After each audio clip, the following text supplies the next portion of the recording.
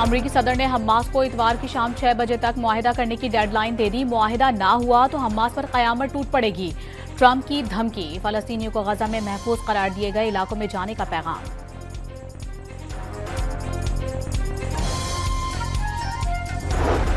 पाकिस्तान ने सदर ट्रंप का गजा प्लान तब्दील शुदा करार दे दिया। नायब वजीर आजम इसहाक डार का 8 मुस्लिम ममालिक की मुश्तरका तजावीज़ पर ही फोकस रखने का ऐलान।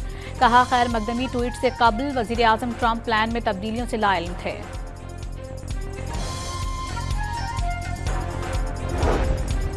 वजीर आजम शहबाज शरीफ की जेर सदारत सरमायाकारी से मुतालिक इजलास बराह रास्त गैर मुल्की सरमायाकारी और तरक्याती मनसूबों का तफसीली जायजा। इजलास में field marshal general Syed Asim Munir की भी शिरकत।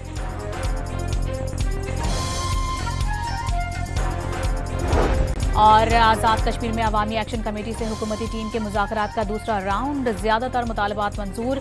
चंद मुतालबात पर आईनी तरामीम दरकार होंगी। तारिक फजल चौधरी की गुफ्तगू।